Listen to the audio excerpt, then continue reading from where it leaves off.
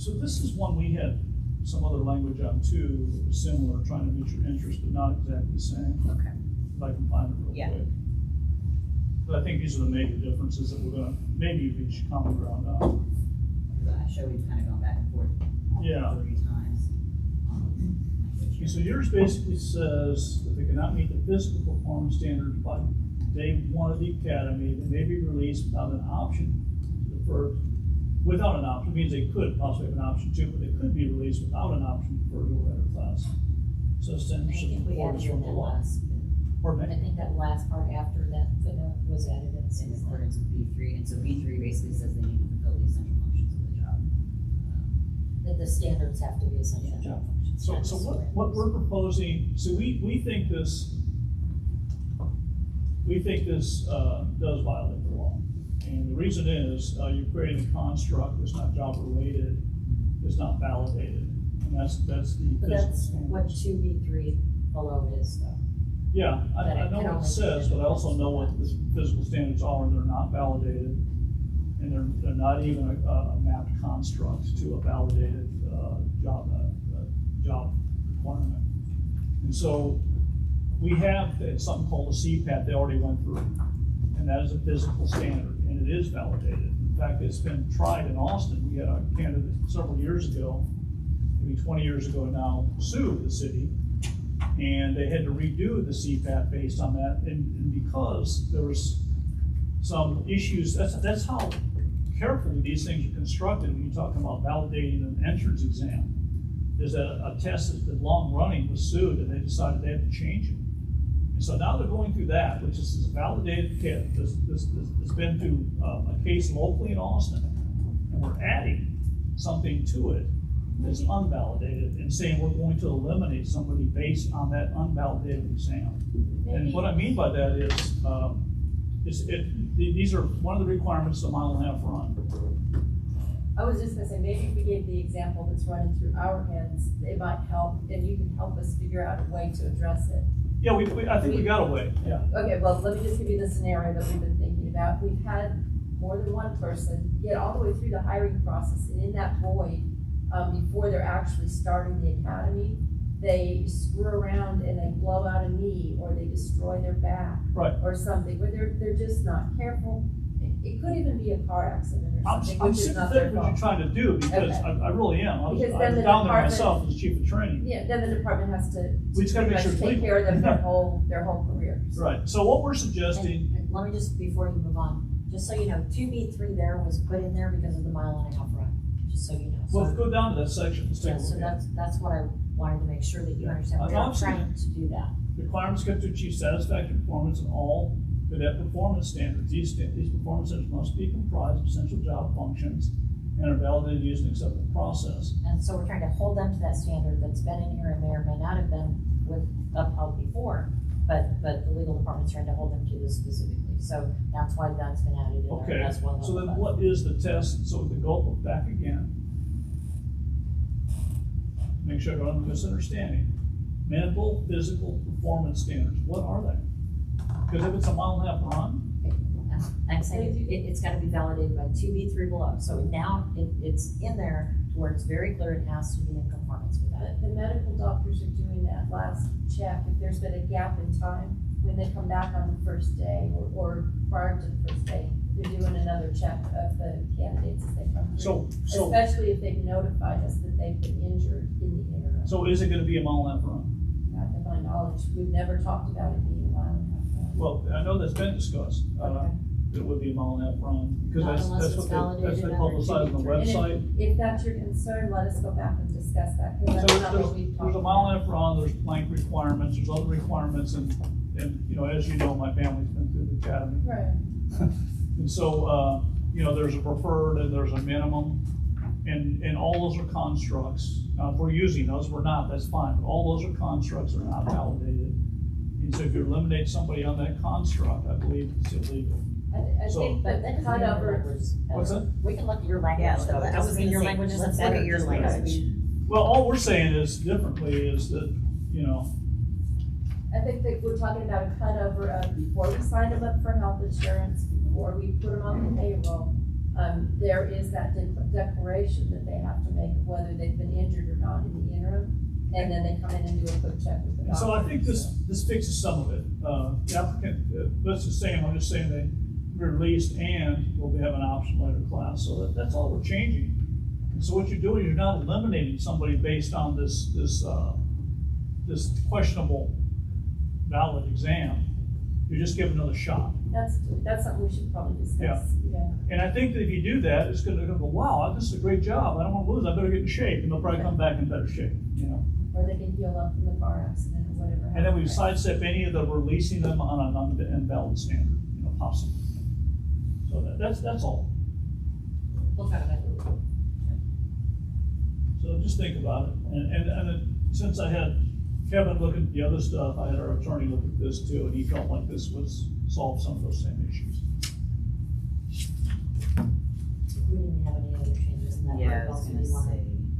We have time to go through P19, which is Let's shorter, do it. because that would be all. That's it? No, we got 19. We only been here like 4 hours, so. Can you switch over to my computer? Yep.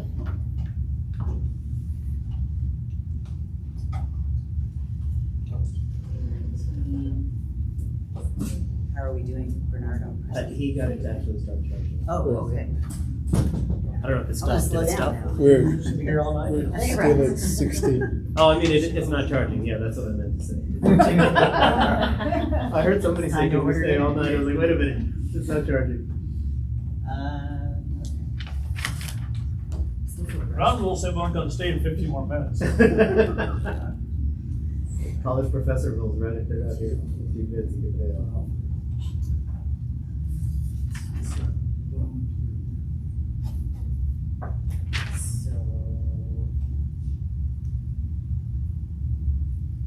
Number 2. So our last recollection with our proposal here, was that y'all requested the organizational chart. And so Yeah. we sent that over, and so we wanted to just see if that resolved. It didn't really get what I was looking for. That was like, it was an organizational chart, but what I asked for was an organizational chart of civilian supervision. And maybe that chart shows that, maybe explain to me how it does, and maybe I just missed it, so. Vernell nodded it does, so I It does. just need to figure it out, I guess. Or when we have more time, if you want to put it up, we can walk through on another, like on Friday. On Friday. Let's do Oh, that. okay. I'll take a look at it again. If I have any questions, I'll bring it up.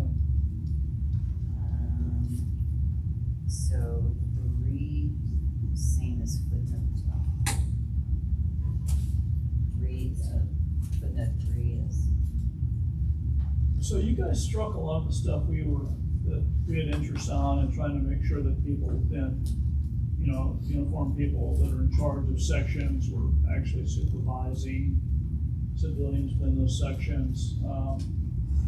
And why is that? I can imagine why it is, but like, you know, why would you not want to have the supervisor in a section who happens to be uniformed supervising the civilians in that section? So. So is that in section 4? Yeah, is that in Okay. section 4 or 5? So I think it's at the very top, kind of address it a little bit. I think section 1 a little bit, then at the very end, that does again. So now that's a little higher in section 1. So maintain an effective supervisory structure and preserving job security, that kind of leads up more to the concept that's in the last section of this article. I'm just asking now because it struck that part, which kind of connects to the last section. Why is that an interest for the city to make sure that, you know, we don't have this kind of common management imperative that a supervisor would supervise everybody within their section? You talking about section Can I- 1? Well, can I take a shot at it? Go ahead. Yeah. Todd, say, Municipal civil service has a lot of rules about how civilians are supposed to be supervised in their working conditions. And not oftentimes, there are times where the sworn in a particular section don't want to have to learn a whole second set of rules for how their employees need to be supervised, basically. Even things like doing their performance reviews twice a year, on the dates that they're due and what needs to go into it. It's a whole nother, culture to learn. And you may be only supervising one civilian, and so learning all of that for that one person. So we have had sworn come to us, especially with regard to administrative support that is spread across the department in ones and twos, and have us build what looks more like a job ladder for those civilians with supervisors who can apply municipal civil service rules to their work and provide them with the training that they might need, opportunities for growth, ability to backfill for them if they're gone on maternity leave, or other kinds of leave.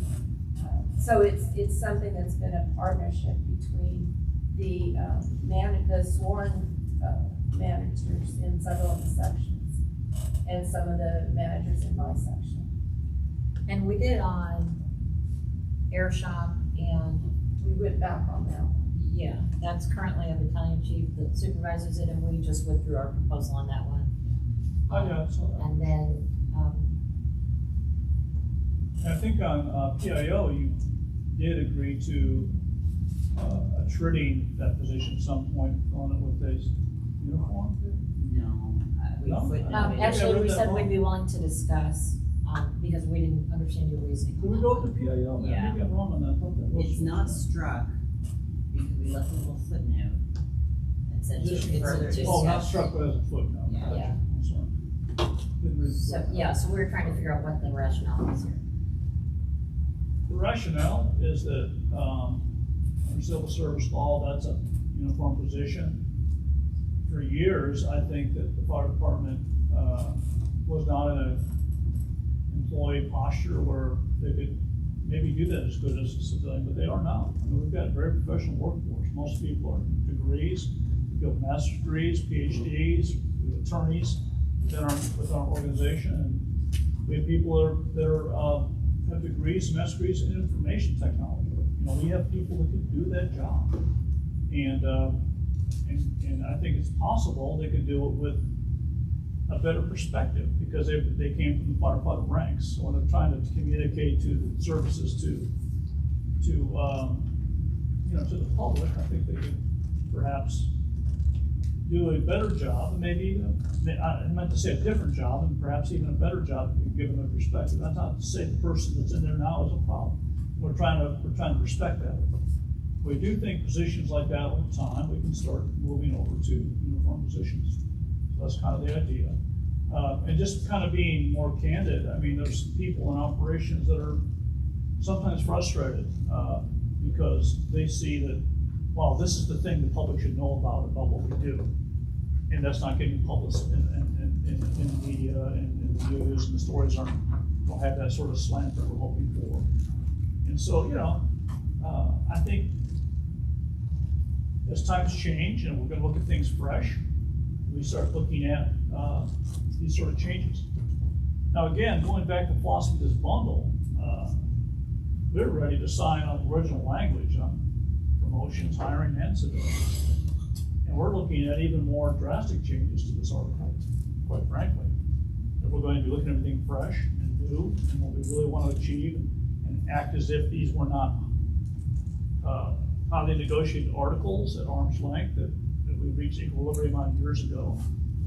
If we're going to be looking at things fresh, we're going to look at things fresh. And so we might see even more significant changes from our side. Now, again, we are quite happy to go back to original language and then talk about specific differences like I always hoped we would. But, yeah, I mean, I think if you see our proposal come across, you might even see some further change in this article. With the prevention, can you go back up to that? Yes. What was the reason for adding civilians to that? I think it was two.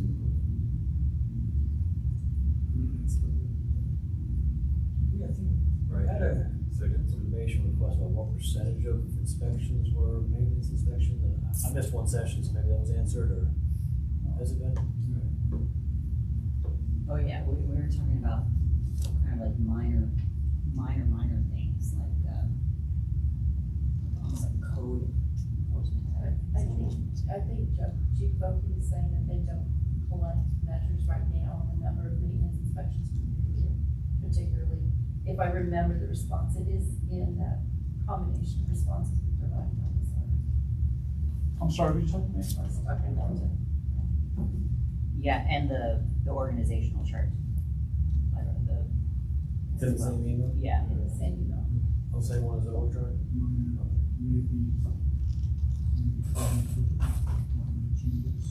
What I've heard is similar to AISD has somebody that does their maintenance inspections and covers this function.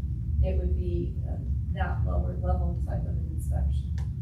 No ability to I don't wanna go any further than that, but it would be a lower level kind of maintenance inspection. Trained by us on how to do it.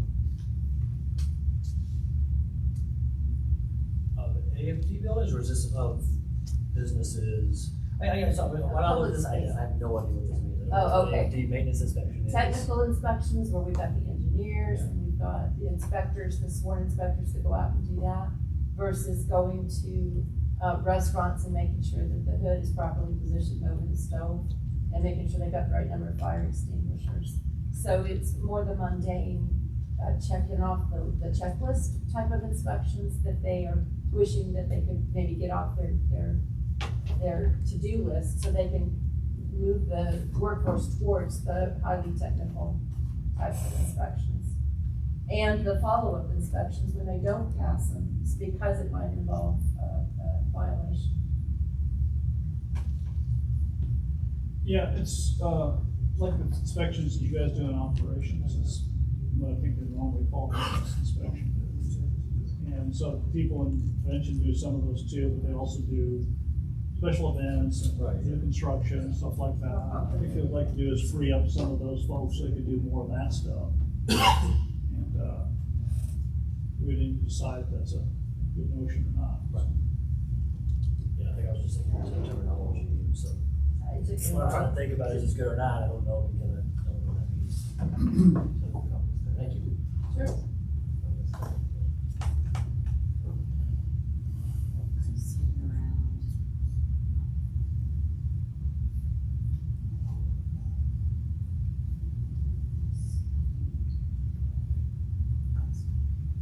Air shopping, left up on wildfire management division, so, I know we discussed this a little bit, what we added in here is Tatum and Teague's team, and I think there, you correct me if I'm wrong, Bob, but I think there was concern on y'all's side about the use of civilians, in these responses. Well, the response, is a training platform for our folks. And so right now, I think they deploy, in Tiffin 3 units. And they try to staff those with 4 each, I believe. And so, like San Antonio sends 5, Dallas sends 5. And so they're getting people rotated through these training assignments a lot quicker. And if I'm not mistaken, all this is reimbursed by the state, so it doesn't cost the city anything. It does cost them in terms of managing, trying to get that many people leaving and filling those seats. I'm not saying it doesn't cost anything. It does cost something in management work to get that done. But it's a very important program to get people rotated through that. And so we don't want to put civilians in those seats and knock a firefighter out.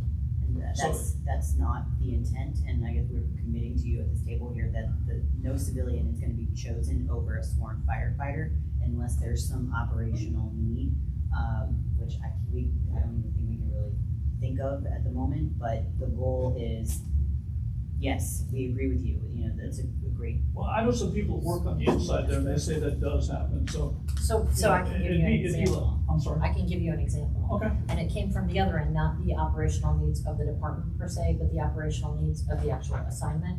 And that had to do with the logistics person, where they specifically needed that person to be assigned to that because of whatever it was. So that sort of thing can happen. But the department has specifically committed that they will not assign a civilian over a sworn employee absent a direct operational need of the department. Flat out, they have stated that we can tell you that at the table as a commitment that they're giving you. Well, that'd be helpful, because, I know in the past there's been, and you know, I'm not being critical of anybody, because when you're trying to make these decisions on should we send 15 people and try to get 15 people on a mandatory list to come in, those are tough decisions to make, right? Yeah. But those are decisions that have been made, and, you know, so what they'll do is say, you know, we're short on people, so we can't send 3 units full of uniforms, we'll send a unit and a half to fill the rest with civilians. And I just want to make sure there's a commitment there to not do that. They have committed to that specifically. Okay. Absent an operational need of either the department or the request itself. And just for your informational purposes, and I don't know whether you know this or not, but there are only 5 total. I'm sorry, what? There are only 5 total civilians. 5 what? Civilians. Okay. Yeah, I think that's probably, I don't know for sure, but Yeah. it's some. But they are specifically have given us authority to commit to that at the table, that absent operational need of the department or the request, they will not choose a civilian over a sworn. And it's not that I don't want civilians to go, I think it actually is good for them too. It's just a part of trying to build capacity within our department, people have to respond, we need to have that. Yeah, we did take that seriously and made sure, but we did just, we added Tiedemann. Okay, that's helpful, I would like to hear that commitment at the table if possible. You have the commitment at the table from the bargain, but we You just just said. made it. Yes, Okay, made it. I'm sorry. And I have the authority. I thought you of said the department chief to would make that, or. No, I already have the authority to make that on behalf of the department. You can cut out this clip. You know, I'm gonna put it. I know, and that's why I want my pretty outfit. And then Sarah on this day said yes. So she's wearing yellow. That is training it. instructors, Training yeah. instructors. I think. We all- deleted that. We deleted that. Maybe I'll request to delete that, we can agree with you. And, you know, we know that, like, when you talk about the admin stuff, the admin will be talking about admin, you know, that's not what we're trying to discuss, and I guess, I think you know that. So Well, that, thank you. that, I think what we sent, or what we talked about today in there. I'll send over 16, 17, and 19, because I don't believe we had sent those over, or maybe we have. We did. I think we have. 17, 16, 19, we talked about 4, 8, 26, 27, and 30, and 7 this morning, which I already sent to you, and then we talked about 13 and 18 this afternoon, so. You guys really got some work done this time. This Well, time. we actually had all of that done the other day, but Yeah. just didn't have the time to present it, so. No, I appreciate that. Thank you. And so I guess what we'll do, we'll respond, Friday with our response. Oh, where are we on the wages? So you respond, you haven't responded to ours, you laid out yours.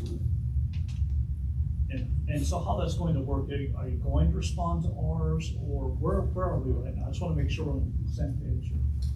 So we will try to have a response on Friday to yours.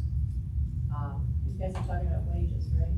Like to theirs. Yeah, on wages, to their proposal, so we presented the same day. Yeah.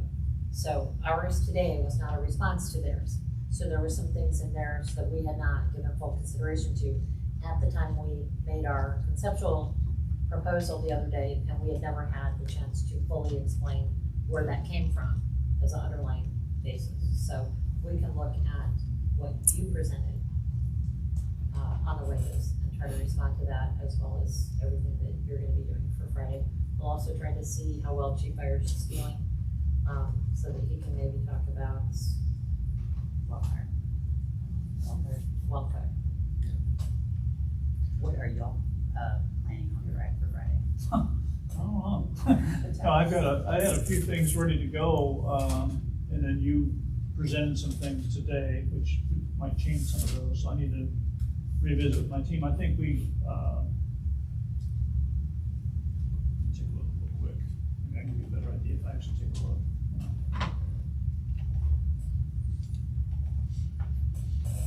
So, I think we could respond Friday with personnel deployment, promotions, hiring, investigations, use of civilians, and, health insurance related. And possibly association business leave. 10, 13, 16, 17, 19, 22. Leave in general. Hours of work. I'm a little less confident as I go further down the list about the way we get these. So 12 And and 13. overtime. We got a big thing going on tomorrow, so I can only work about a half day on preparation for Friday. Gotcha. But I know the first things I talked about, we are, with some small tune-ups, we're ready to go, and the other ones, I think, so we can definitely get to 13, personal employment, 16, promotions, 17, hiring, 18, investigations, 19, civilian use, and 22, health-related. That's a pretty good start, and we may be able to do more than that. That is good stuff.